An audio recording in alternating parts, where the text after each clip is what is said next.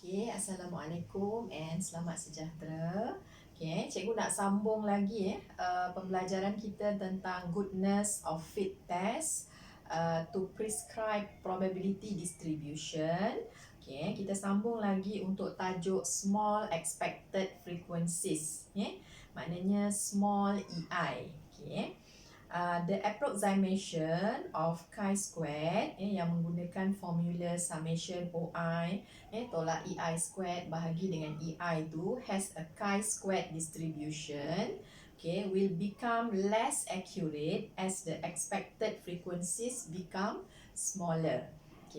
Bila EI dia jadi semakin kecil, maka chi-squared test itu dia akan jadi semakin less accurate. For the approximation to be reasonably used, all expected frequencies must be equal to at least 5. Supaya dia lebih efficient lah, lebih baik lagi. Maka kita hendakkan semua nilai-nilai EI itu sentiasa lebih besar atau sama dengan 5. Kita nak elakkan nilai-nilai EI yang terlalu kecil. Sebab dia boleh mempengaruhi kita punya test statistik lah, menjadi less accurate. If the original categories chosen led to expected frequencies less than 5, then it is necessary to combine adjacent categories together. Kalau katakan kita dapati nilai-nilai EI yang kurang daripada 5. Kalau 5 okey lagi lah, lebih besar atau sama dengan 5, that is okay. Tapi kalau katakan less than 5, maka kita akan buat sedikit combination antara sama ada 2 ataupun 3 row yang kita akan combinekan sekali supaya nilai EI-nya akan jadi lebih besar atau sama dengan 5. Jadi kebetulannya dalam soalan-soalan yang sebelum ini cikgu bagi dalam contoh tu, kebetulannya nilai EI tu semua lebih besar atau sama dengan 5. Jadi tidak memerlukan kepada sebarang combination. Kita tengok beberapa conditions under which a Poisson distribution is likely to arise are: the events occur independently of each other, the events occur randomly in time, and the event occurs at a constant rate. Yang itu adalah conditions yang untuk Poisson distribution lah. Sebab dalam example 1 ini kita akan bercerita tentang Poisson distribution. Dalam example 1, the number of computer malfunction per day in a company is recorded for 260 days. Jadi maksudnya kita kat sini ada 260 data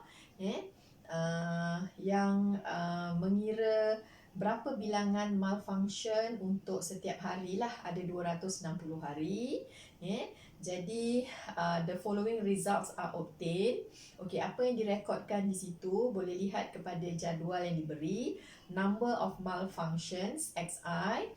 Ada kosong, no malfunctions in each day, ataupun ada satu malfunction, ada 2 malfunction, sampai yang paling maksimum yang dicatatkan adalah 5 malfunction lah yang berlaku dalam satu hari. So out of 260 days itu didapati bahawa kalau yang zero malfunction itu ada 77 hari kan. Kemudian yang satu malfunction ada 90 hari, 2 malfunction ada 55 hari and so on sampai yang terakhir tu yang ada 5 malfunction yang paling banyak tu cuma ada 3 hari lah out of 260 days. So that one is our OI yang diberi dalam sampel. And then test at 5% level of significance that the number of malfunction of the computer has a Poisson distribution with mean 1.25. Dia minta kita test lah dengan alpha 0.05 sama ada the number of malfunction tadi, kita punya X ini tertabur secara Poisson dengan mean ataupun lambdanya 1.25. Jadi maksudnya nanti dalam H0 kita boleh tulislah kat situ, number of daily malfunction has Poisson distribution with mean 1.25. Okay, nanti H1 pula number of daily malfunction does not have a Poisson distribution with mean 1.25. Okay, the significance level is 5%, which is alpha is 0.05. Okay, jadi dalam kes ini kita akan perlu mengirakan nilai kebarangkalian in order to find our EI. Kita nak tahu apa expected frequency, mesti ada kebarangkalian untuk satu-satu nilai X itu berlaku lah. Jadi at first kita kena assume bahawa H0 itu benar lah. Kalaulah H0 itu benar, maknanya kita mengatakan bahawa X ini akan tertabur secara Poisson. Mean dia adalah 1.25. Jadi kita boleh mengira kebarangkalian itu menggunakan formula taburan Poisson yang kita belajar dulu. Px sama dengan X sama dengan E kuasa negatif 1.25, E kuasa negatif lambda, and then lambda kuasa X bahagikan dengan X faktorial. Okay. Jadi dekat sini nanti dalam jadual ini kita boleh buat satu jadual baru. Okay. Kita keluarkan semua nilai-nilai X, number of malfunction per day. Ada 0, 1, 2, 3 up to 5. Okay. And then also bilangan harinya OI yang diberi tadi. Okay, kita senaraikan semua, and then kita kena pastikan nilainya jumlah dekat sini mestilah sama dengan 260 hari lah. Sebab kita ambil data untuk 260 hari. And then untuk ruangan kebarangkalian X sama dengan XI, kita akan mengira, contohnya kalau yang ini kan Px sama dengan 0. Jadi so kita akan masukkan dalam formula ni, dia adalah E kuasa negatif 1.25 kuasa 0, which is 1 bahagi dengan 0 faktorial 1 juga. So cikgu tulis ini, dapatlah kita kira 0.2865. Okay, so kita boleh letakkan di sini 0.2865. Okay, and then proses yang seterusnya juga menggunakan formula inilah. Kamu boleh kira Px sama dengan 1 lah. Okay, masukkan dalam formula ni, so dapatlah 0.3581. So kita letak di sinilah. Dan kamu akan kira semua nilai kebarangkalian itu menggunakan formula ini. So dapatlah macam tu. Cuma untuk nilai yang terakhir, Px sama dengan 5 ini, kita akan menggunakan formula inilah. E kuasa negatif 1.25 kuasa 5 bahagi dengan 5 faktorial. Okay, cikgu ada buat calculation tentang yang ini dekat bawah ni. So nilai ini samalah dengan 0.0073. Okay, so kalau saya tuliskan di sini 0.0073, okay, dia bila kita total up dia punya kebarangkalian itu, dia mesti dapat sama dengan 1. Cuma ada masalah dekat sini. Okay, bila saya total up semua, saya dapat nilainya hanyalah sebanyak 0.9981. Okay, tak cukup 1 lah.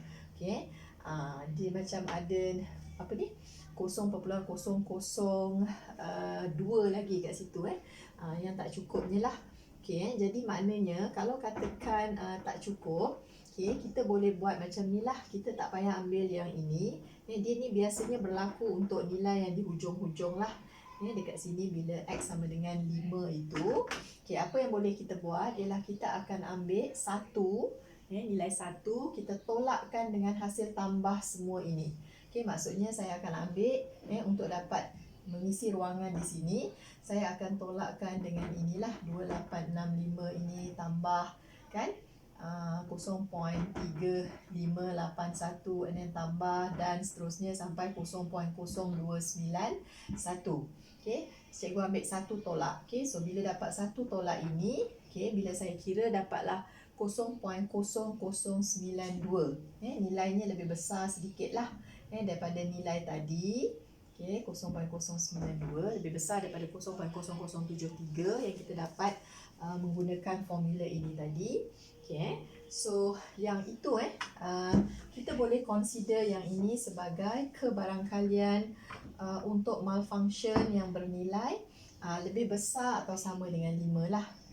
Jadi saya combinekan lah jadi lebih besar atau sama dengan 5, sebab yang lebih besar daripada 5 itu mungkin terlalu kecil, dan kita boleh assume, kita boleh gabungkan dia sekali lah dalam row ini.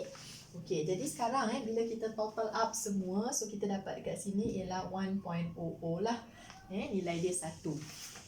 Yang ini adalah penting untuk kita pastikan supaya nilai dia sama dengan 1. So that nanti bila kita mengira EI, kita akan darabkan kebarangkalian setiap satu ni dengan 260. Jadi nanti total dekat sini pun kita akan dapat 260. Kalau katakan dekat sini tak cukup 1, maka bila kita mengira EI nanti, you total out, nanti dekat bawah ni tak cukup 260. Jadi itu adalah satu masalah. Kita kena pastikan dia mesti sama dengan 260 seperti total OI kita lah. Jadi dekat sini cikgu dah dapat semua nilai-nilai kebarangkalian. So now I'm going to calculate my EI. As usual, EI formulanya adalah NP. So N kita ni adalah 260 lah. Darabkan dengan dia punya kebarangkalian. So yang ini kita darabkan dengan 260, so kita dapatlah 74.49. 0.3581 darab dengan 260 dapatlah 93.106, and so on. Kita darabkan. Yang last ni ada special case sikit. Sebab tu cikgu tinggalkan dulu. Bila saya darabkan ini dengan 260, saya dapat dekat sini adalah 2.392. 2.392. Ini adalah kita punya EI. So dalam EI tu kamu akan check. Dekat sini ada satu nilai EI yang didapati less than 5. Yang ini adalah less than 5. So that one is dikira sebagai small EI, small expected frequency. Kita nak semua yang lebih besar atau sama dengan 5. Jadi biasanya yang small EI ini dia akan berlaku di bahagian hujung-hujung lah, sama ada the last row ataupun the last two rows ataupun the first row. Dia tak akan berlaku di tengah-tengah lah, jarang berlaku di tengah-tengah. Sebab biasanya untuk nilai-nilai yang ekstrim macam ni kan, lebih besar atau sama dengan 5 tu, dia akan jadi semakin kecil lah. Kalau katakan langsung tak ada pun, dia biasanya akan kecil. Jadi kebarangkalian tu dia biasanya akan kecil, dia meningkat dan dia menjadi kecil semula lah. Macam tu lah. Jadi sekarang bila kata ada satu EI yang less than 5, so kita akan combinekan dua row ini menjadi satu. Jadi apa yang berlaku di sini ialah, sekejap cikgu tukarkan yang ini. Jadi yang ini nanti saya akan combinekan. So yang ini instead of ada greater than or equal 5, so dia akan jadi greater than or equal 4. Kemudian yang kat sini 3 kita tambah 5. 3 tambah 5, so sekarang dia akan jadi 8. Sekejap, tutup ni. 3 tambah 5 tadi dah jadi 8. 8. Kemudian yang ini pun cikgu akan tambahkan 0.0092 tambah dengan 0.291 ini kita tambahkan. Seolah-olah kita combinekan dua row lah menjadi satu row. So dekat situ nilainya selepas saya combine 0.0383. 0.0383. Jadi dalam modul itu cikgu ada sediakan dua table. Yang dekat atas tu yang sebelum kita combine, yang dekat bawah tu selepas kita combine. Sebab kita akan combine dulu and then baru kita kira OI tolak EI squared bahagi dengan EI. Jangan kira siap-siap, kita combine dulu. Tengok dulu ada tak EI yang less than 5. Kalau tak ada, then tak perlu combine. Kalau ada, then we have to combine. Satu lagi yang cikgu nak pesan, kalau katakan let's say lah kita ada satu nilai EI di sini yang less than 5, dekat sini pun ada less than 5 yang kecil juga. Katalah kita tambahkan dua-dua ni, kita dapati masih lagi kurang daripada 5, maka kita akan menambahkan 1, 2, 3 row naik ke atas lah sampai dia jadi lebih besar atau sama dengan 5. Jadi yang lain-lain pun kita akan tambahkan sebanyak 3 row juga. Jadi dia tak semestinya 2 row. Kalau katakan tak cukup 5, then kita akan menambahkan 3 row. Okey, yang ini pun kita akan tambahkan. Nilai EI ni pun 7 point berapa ni kita tambahkan dengan yang inilah. Okay. Just now is 7.566, kita tambahkan dengan 2.392. So becoming dekat sini ialah 9.958. Okay. Harap-harap boleh faham lah ni proses combining ni. Okay. So sekarang instead of tadi kita ada 1, 2, 3, 4, 5 instead of 6 rows just now. So now we only have 5 rows lah selepas kita combine. Okay, selepas kita dah combinekan 2 row, the last 2 rows, and then kita akan mengirakan OI tolak EI squared bahagi dengan EI. Okay, jadi yang ini proses biasa sajalah. Maknanya kita akan ambil OI tolak dengan EI, kuasa 2kan, then divided by EI, so kita dapat yang inilah 0.085. And then after that kita akan ambil 90 tolakkan ini, kemudian kuasa 2kan, kemudian bahagi balik dengan ini, so kita dapat ini. Jadi setiap satu setiap baris ini kita akan mengira OI tolak EI squared lah.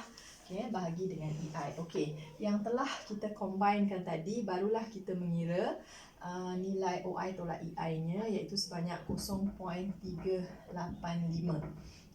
Setelah mengira semua tu, kita akan total up. Yang ini pun kita boleh total up. Kita total up nanti, sini dapat 260. Sorry, tadi cikgu lupa nak tulis yang ini. Yang di sini pula bila kita total up, kita akan dapat nilai chi-squared test lah, iaitu di sini nilainya adalah 2.108. Okay, so this is the chi-squared test kita lah, ataupun nilai yang inilah chi-squared test tu, yang summation kan OI tolak dengan EI squared bahagi dengan EI ni, so ini adalah sebanyak 2.108 lah. Okay, ataupun 2.11. Kemudian dia punya V, instead of 6 categories sebelum ini, dia akan jadi 5 categories only. So kita ambil nilai yang selepas kita combine. So sini akan jadi 5 tolak 1, so ini adalah 4. Okay, alpha tadi adalah 0.05, so kita akan mencari chi-squared value 4, 0.05. Okay, kemudian dapat daripada chi-squared table ialah 9.488. Okay, so dah dapat nilai ini, kita akan compare lah dengan yang di sini. Dekat sini nampaknya nilai chi-squared test itu agak kecil kan. So dia termasuk dalam kawasan penerimaan saya rasa. Okay, sekejap saya bikin gambar. So sini adalah 9.488. This one is the rejection region sebanyak 0.05. Jadi sebabkan dia kurang, dia berada di sini, so dia termasuk dalam non-rejection region. Okay, jadi kesimpulannya di sini ialah do not reject H0 lah. Okay, do not reject H0. Okay, jadi maksudnya kita masih boleh menerima H0. There is enough sample evidence that the number of malfunctions per day has a Poisson distribution with mean 1.25. Okay, so inilah contoh yang example 1. Okay. Okay, lepas ni nanti kita akan buat untuk example 2 lah. Okay.